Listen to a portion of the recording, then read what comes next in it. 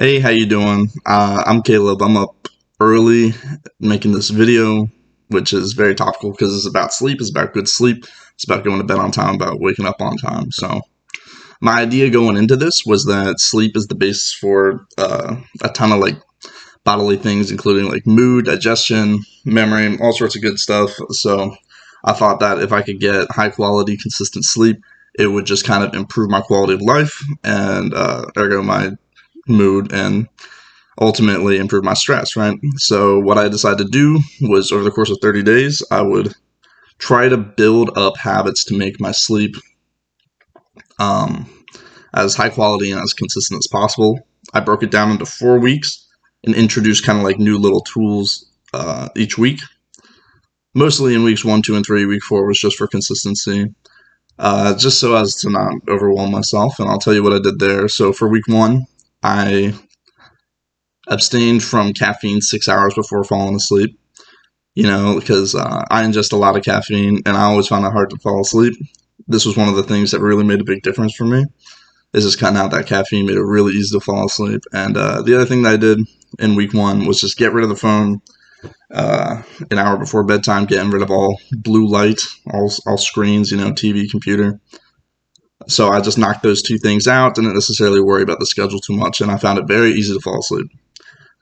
Week 2, I put the schedule in. I started going to bed at 11, waking up at 7. On Mondays, 8. On the rest of the week. That's just because of my own personal schedule. And that's really probably the most important thing I really tried to drill home. It was that 11 to 7 schedule, 11 to 8 schedule. So I put that down. I set my alarm clock for 8 o'clock, and then I found myself waking up at 7. I found myself waking up at 7:30. I found myself waking up without the use of the alarm clock, which was, really great for me because I'm super dependent on the alarm clock. So that was a huge change that I really appreciated from this. Week 3, I did some things after waking.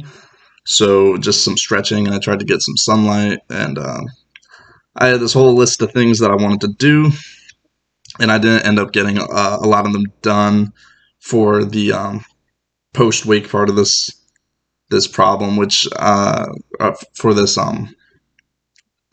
assignment, which kind of leads me into some of the problems that I found here, which is I got a little ambitious. I had a lot of habits and a lot of things that I wanted to incorporate, and it ended up being a little bit too much. So I would say if I could do this again, I would just simplify it. I would stick to cutting out the caffeine, cutting out the blue light, and then having a consistent sleep and wake time. Some of the changes and benefits I experienced from this personally is the two major ones I found was mood. My mood increased drastically. I just felt better, in general. I found things annoyed me less. I was just kind of like a happier, more stable person. And then the other thing is focus. I found it a lot easier to complete my schoolwork. I kind of have my forehead hurts a little bit. I kind of have trouble focusing for a long period of time. On days where I got really good, consistent sleep, I found it much easier to complete my work. Another change is exercise. I do weightlifting, and that's my favorite kind of exercise. That's what kind of exercise I like to do, and I find that again on days where I get that consistent, high quality sleep, the exercise just feels great. It feels really easy. You feel stronger. You don't get as tired as quickly. It's really profound. I'm sure you'll notice this too. I mean, if anything, that's probably one of the best reasons to do something like this. So main takeaway, bottom line, I spent 30 days trying to get more consistent sleep, and I found that blue light and caffeine are two things that are just the killers of good sleep. I got rid of those, and I saw immediate improvement.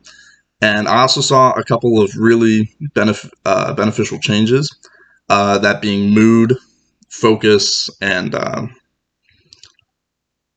don't know how you would call it. I guess just fitness, mood, focus, and fitness.